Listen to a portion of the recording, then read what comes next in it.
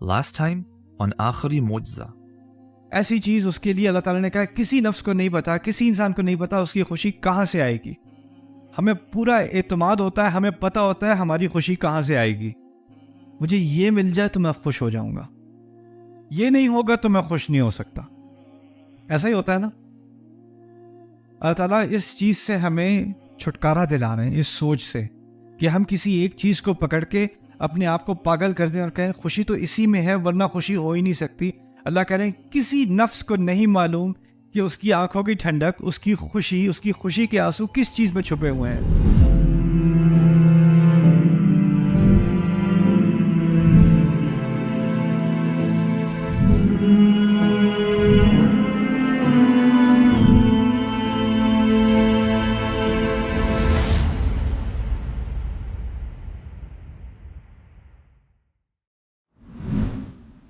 اگلی مثال، چلو ایک ہو گئی آنکھوں کی ٹھنڈک. والدین کے سامنے عاجزی سے جھکنا، یہ تو پاکستان کی فیوریٹ مثال ہے. کسی کو کوئی قرآن نہ پتا ہو، اتنا پتا ہوتا ہے وبالوالدین احسانا، اتنا سب کو پتا ہوتا ہے. اور کوئی قرآن نہیں معلوم، یہ ضرور معلوم ہے. اس کے بارے میں بھی کچھ سیکھتے ہیں. قرآن نے یہ محاورہ استعمال کیا ہے، خفض لہ جناحہ، اس نے اپنے پر اس کے سامنے نیچے کر لی. یہ محاورہ تھا قرآن سے پہلے، اپنے پر کسی کے سامنے نیچے کرنا. اور رفع لہ جناحہ، اس کا متضاد محاورہ بھی تھا، اس نے کسی کے سامنے اپنے پر اونچے کر لیے. شاعر اپنے دوست سے کہتا ہے کہ تو ہمیشہ میرے سامنے اپنے پر نیچے رکھتا ہے، آج اپنے پر کیوں اٹھا لیے تو نے؟ جس کو اردو میں ہم کہتے ہیں آج اتنا کیوں پھیل گئے، یا کہتے ہیں اچھا کیا نئے پر نکل آئے، کیا پر نکل آئے تیرے. یہ کب کہتے ہیں؟ کوئی زیادہ چڑھاوا کرے، کوئی زیادہ اکڑ جائے، کوئی زیادہ تکبر کرے تو اس کے پر نکل آئے، ہے نا. لیکن یہ محاورہ اصل میں ایک تصویر کھینچی جا رہی ہے، اس تصویر کو سمجھ لیں. جب پرندہ اپنے پر اونچے کرتا ہے تو اس کا کیا مطلب ہوتا ہے؟ کہ وہ اڑ رہا ہے یا اڑنے کو تیار ہے، وہ آپ سے اوپر جا رہا ہے. جب پرندے کے پر نیچے آتے ہیں تو اس کا کیا مطلب ہے؟ کہ وہ لینڈنگ کر رہا ہے، وہ نیچے آ رہا ہے. اب انسان کے تو پر ہوتے نہیں، تو انسان کو کمپیئر کیا جا رہا ہے پرندے کے ساتھ. اور پرندہ پر دو حالات میں پر اپنے نیچے کرتا ہے، ایک کہ وہ نیچے آ رہا ہے، اور دوسرا جب وہ اس کا گھونسلہ ہوتا ہے نا، جس میں اس کے انڈے ہوتے ہیں یا اس کے بچے ہوتے ہیں، ان کو ڈھکنے کے لیے پر اپنے وہ نیچے کر لیتا ہے. جیسے کوئی سانپ آ رہا ہے یا کوئی کیڑا مکوڑا آ رہا ہے بچوں کی طرف حملہ کرنے، تو پرندہ بچوں کو بچانے کے لیے کیا کرتا ہے؟ اس کے اوپر اپنے پر پھیلا دیتا ہے. تو پر کو نیچا کرنا اس کے دو معنی ہیں. ایک تو کسی کے سامنے عاجزی کرنا، یعنی میرے اندر اڑنے کی صلاحیت ہے، مجھے پر اپنے اٹھانے آتے ہیں، اڑنا آتا ہے، اڑنا آنے کے باوجود میں زمین پر لگا ہوا ہوں. اور دوسرے معنی یہ ہیں کسی کی حفاظت کرنا، کسی کی حفاظت کرنا، کیونکہ آپ پر جب پرندہ پھیلاتا ہے تو وہ اپنے انڈوں کی یا بچوں کی حفاظت کر رہا ہوتا ہے. اچھا، تو یہ جو تصویر کھینچی جا رہی ہے اس میں ایک مزید اضافہ قرآن نے کیا ہے. خفض لہ جناحہ، لیکن جناح کے بعد قرآن نے وخفض لہما جناحا، اس کے بعد ایک اور لفظ بھی ہے الذل. الذل یہ لفظ عربی محاورے میں نہیں تھا، یہ قرآن کا اضافہ ہے. یہ قرآن نے محاورے میں ایک عزیز نئی جدید چیز شامل کی ہے. الذل کہتے ہیں عربی میں جو کمزور ہو. اصل میں ذلیل کا لفظ اردو میں بہت برے معنی رکھتا ہے، لیکن ذلیل کا لفظ عربی میں صرف ذلت سے اس کا تعلق نہیں ہے، کمزوری سے بھی اس کا تعلق ہے. اسی لیے یہ لفظ قرآن میں استعمال ہوا ہے صحابہ کے لیے. وَلَقَدْ نَصَرَكُمُ اللَّهُ بِبَدْرٍ وَأَنْتُمْ أَذِلَّةٌ، ذلیل کی جمع عربی میں اذلہ. اللہ تعالیٰ نے تمہاری بدر کے مقام پر مدد کی اور تم اذلہ تھے، یعنی تم کمزور تھے. وہاں اردو والا ذلیل نہیں، عربی والے سے یعنی کمزوری کی بات کی جا رہی ہے. یہاں پر کمزوری کی بات کی جا رہی ہے، یعنی اپنے کمزوری والے پر نیچے گرا دو، اپنے کمزوری والے پر اپنے دونوں والدین کے سامنے گرا دو. اس سے کیا مراد ہو سکتی ہے؟ پہلی مراد اس سے یہ ہے کہ ایک عمر آتی ہے جب بچہ چھوٹا ہوتا ہے اور والدین اس کے ہر ضرورت کا خیال کرتے ہیں. وہ اپنا خیال، وہ اپنے آپ کو صاف نہیں کر سکتا، اپنے آپ کو کھلا نہیں سکتا، اپنے آپ کو سلا نہیں سکتا، اپنے آپ کو اوڑھ نہیں سکتا. ساری ضروریات کون پوری کر رہا ہے؟ والدین. ان کے بغیر وہ سروائیو نہیں کر سکتا، وہ انڈیپینڈنٹ نہیں ہے. جیسے جیسے وہ بڑا ہوتا چلا جاتا ہے تو کچھ چیزیں وہ خود سے کر سکتا ہے، لیکن پھر بھی امی بھوک لگی ہے، ماں کھانا دے گی، اسکول ابو لے کے جائیں گے، ڈور پہ ڈراپ کریں گے، شاپنگ کرنے، کپڑے دینے، وہ اپنے آپ کو افورڈ نہیں کر سکتا. پھر ایک وقت آتا ہے کہ اس کو یونیورسٹی کے بعد یا تعلیم حاصل کرنے کے بعد اس کی جاب لگ گئی، اس کی شادی بھی ہو گئی، اب وہ بڑا ہو گیا ہے. اب جب وہ جیسے جیسے وہ خود مختار ہو رہا ہے، اس کے اپنے پیسے آ رہے ہیں، اس کی اپنی لائف ہے، ساتھ ساتھ جو اس کے پیرنٹس تھے نا، اس کے والدین تھے، وہ بوڑھے ہوتے چلے جا رہے ہیں. اور اب ایک رول ریورسل قسم کا ہو گیا ہے. یعنی بچہ کمزور تھا اور والدین خیال کر رہے تھے، والدین طاقت میں تھے، اور جیسے جیسے بچہ طاقتور ہوتا چلا جا رہا ہے، والدین کیا ہوتے چلے جا رہے ہیں؟ کمزور ہوتے چلے جا رہے ہیں. اور ایک عجیب چیز یہ بھی ہوتی ہے کہ انسان جیسے جیسے بڑھاپے کی طرف جاتا ہے تو کچھ انسانوں میں ایسا ہوتا ہے جیسے جیسے ان کی عمر بڑھتی چلی جاتی ہے، ان کی عادتیں اور ان کی باتیں بچوں والی ہونی شروع ہو جاتی ہیں. وَمَن نُعَمِّرْهُ نُنَكِّسْهُ فِي الْخَلْقِ، جس کو ہم زیادہ عمر دیتے ہیں اس کو خلق میں پیچھے کی طرف لے جاتے ہیں، جس کو انگلش میں سینیلٹی بھی کہتے ہیں. یعنی آپ ایک بچے کو، آپ ایک ویڈیو بناؤ کہ ایک ماں اپنے بچے کو کہہ رہی ہے دوا کھا لو، نہیں کھاؤں گا، نہیں کھاؤں گا. اور پھر آپ ایک ویڈیو بنا لو کہ کوئی جو ماں ہے کسی کی 80 سال کی ہے، 85 سال کی ہے، ماما جی دوا کھا لیں، نہیں کھاؤں گی. وہ جو 8 سال کی بچی کر رہی ہے وہ 88 سال کی دادی بھی کر رہی ہے. اس میں بھی ایک بچپنا آ گیا ہے، ہوتا ہے کہ نہیں؟ اور اسی طرح موڈ کے بارے میں، بچے کا موڈ ایک دفعہ خراب ہو گیا تو ہو گیا، سڑ گئے تو سڑ گئے. اور جب ایک عمر آتی ہے اس میں ایک دفعہ غصہ آ گیا تو بس اب بات نہیں کرو مجھ سے. بہت جلدی غصہ کر دینا، بہت جذباتی ہو جانا، بچپنا آ جانا.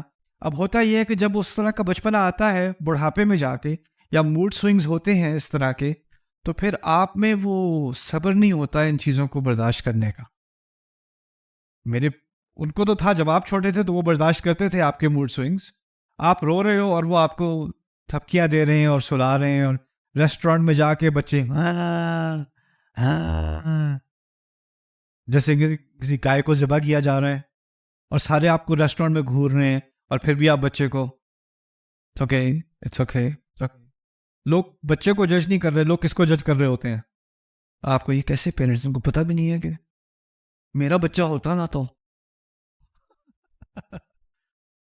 لیکن جب آپ کے والدین بڑی عمر کے ہوتے ہیں اور پھر وہ الٹی سیدھی باتیں بھی کبھی کرتے ہیں، بہت ہی غصہ دلانے والی باتیں کرتے ہیں، بہت انوئنگ قسم کی باتیں کرتے ہیں، اور پھر آپ کے ذہن میں آتا ہے میں اب بچہ نہیں ہوں، ایسے آپ مجھ سے اب بات نہیں کر سکتے. اچھا، میں اب 4 سال کا نہیں ہوں، اب میں وہ نہیں ہوں جس کو آپ بس مار سکتے ہیں. جواب تو دماغ میں آتا ہے کہ نہیں آتا؟ ہر انسان کے دماغ میں آتا ہے. یہ مسلمان ہونے سے آپ کا غصہ غائب نہیں ہو جاتا. اللہ تعالیٰ کہہ رہے ہیں کہ جب والدین جب اس قسم کا آپ کی انا کا امتحان لیں گے نا، تو اس وقت آپ نے اپنے پر کیا کرنا ہے؟ اپنے پروں کے ساتھ انہیں گرانا ہے نیچے، اور گرانا ایسے جیسے آپ کمزور ہوں. لیکن حقیقت کیا ہے کہ آپ کمزور ہیں کہ نہیں؟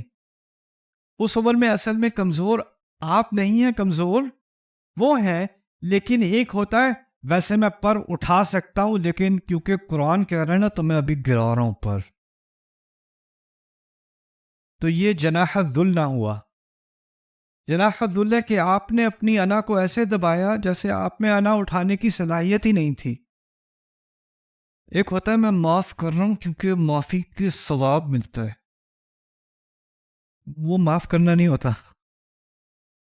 لیکن ایک ہوتا ہے آپ نے اپنے آپ کو ہمبل کیا، آپ نے اپنا تواضع دکھایا. کیوں دکھایا؟ یہ قرآن نے کہا ہے کمزوری کا مظاہرہ کرو، جناح الذل. اور اتنا بھی بات نہیں تھا، پھر کہا من الرحمہ. من الرحمہ، من الرحمہ کے 3 معنی ہیں. من الرحمہ کا ایک معنی یہ ہے کہ آپ کو اللہ کی رحمت چاہیے اس لیے آپ کر رہے ہو. من الرحمہ کا دوسرا معنی یہ ہے کہ انہوں نے آپ پر رحمت کی تھی تو اب آپ کی باری آئی ہے، آپ ان پہ رحمت کرو. اور تیسرا معنی یہ ہے کہ آپ کو ان پر رحم آنا چاہیے کہ اب وہ جس طرح کی یہ بات کر رہے ہیں تو ایک دن آپ پر بھی آنا ہے کہ آپ ہی صورتحال میں ہوگے. آپ یہ وقت ہے کہ آپ شدید محبت اور بہت ہی زیادہ خیال کا مظاہرہ کرو.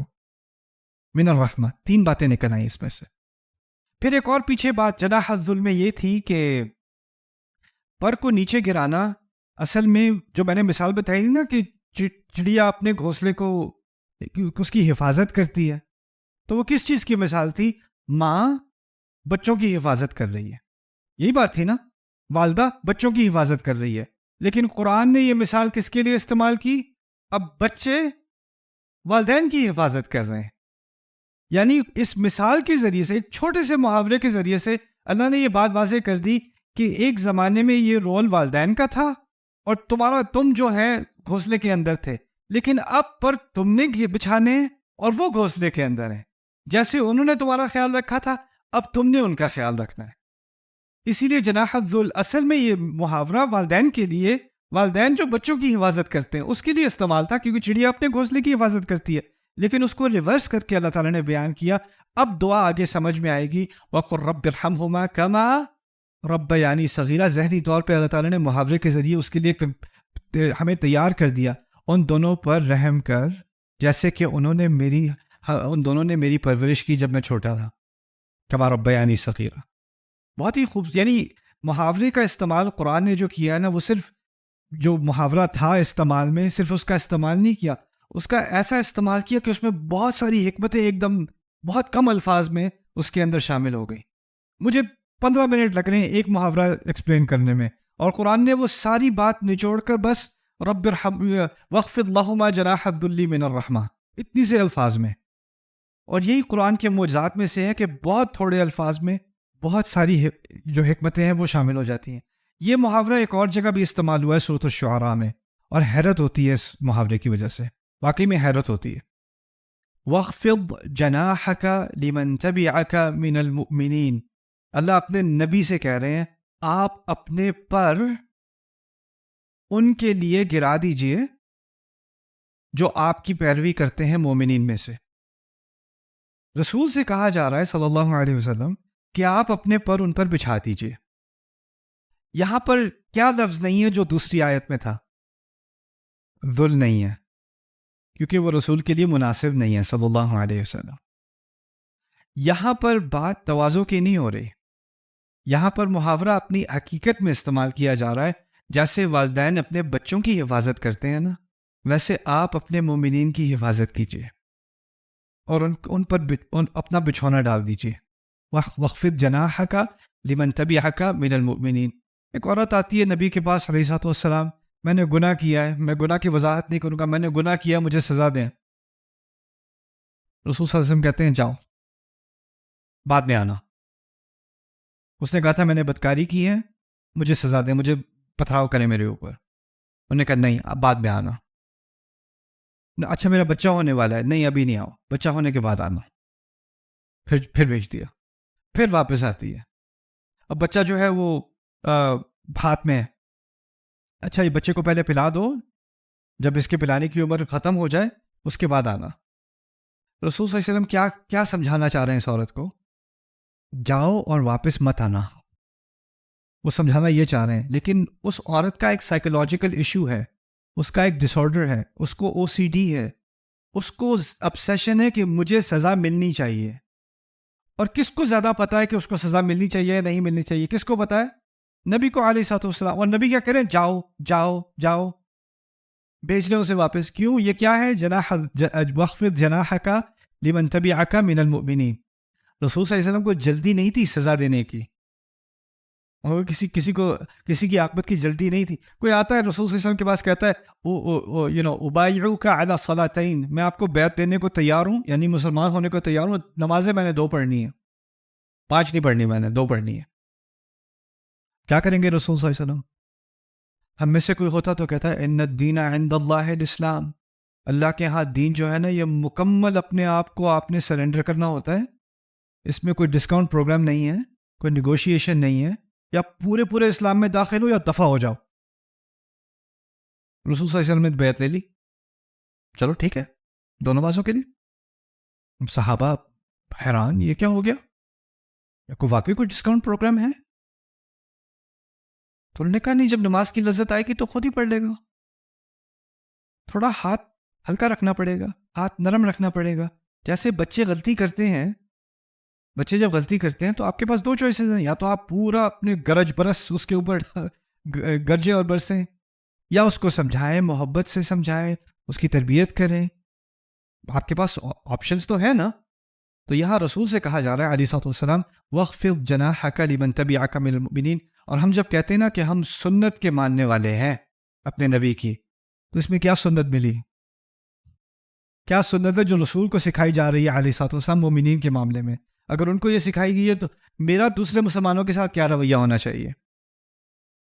میں پچھلے دنوں ایک ریسٹورینٹ میں تھا، مجھ سے کچھ لوگ بات کر رہے تھے، تو یہاں پہ کچھ ریسٹورینٹس میں وہ کسی کو پے کرتے ہیں، وہ گانے گاتے ہیں ریسٹورینٹس کے اندر، اچھا بھی نہیں گاتے لیکن خیر گاتے ہیں۔ تو بیچارہ گا رہا تھا گانا، اسے کوئی انسٹرومنٹ اپنا بجا رہا تھا اور گا، اور وہ اور زور سے گائی جائے، اور زور سے گائی جائے۔ اب میرے ساتھ جو لوگ بیٹھے وہ میری بات نہیں سن سک رہے، اور مجھے تو لگ رہا تھا جیسے ہی وہ دیکھتا تھا کہ میں کچھ کہنے لگا تو وہ کہتا تھا لگ بہت، اسی وقت اس کو جو ہے نا وہ تھور آتا تھا اس کو۔ تو باقی سارے بہت ہی چڑنا شروع ہو گئے کہ یہ کیا ہو رہا ہے۔ اور پھر بعد میں جو اس نے اپنا پورا البم ختم کی اس نے اپنی، اور پھر بعد میں مجھے وہ جو بیٹھے ہوئے تھے میرے ساتھ ان میں سے کسی نے کہا کہ آپ کو بالکل غصہ نہیں آیا اس کے اوپر؟ آپ نے کچھ کہا نہیں، ویٹر کو نہیں کہا کہ اس کو منع کر دو؟ وہ کچھ کہنے والے تھے اس کو روک دو، میں نے کہا نہیں کہیں، آپ نہیں کہیں، رہ جائے۔ آپ نے کیوں نہیں روکا؟ نہیں عن المنکر۔ میں کہا دیکھو میرا نہیں خیال کہ کوئی خوشی خوشی ایسی کوئی جاب لیتا ہے،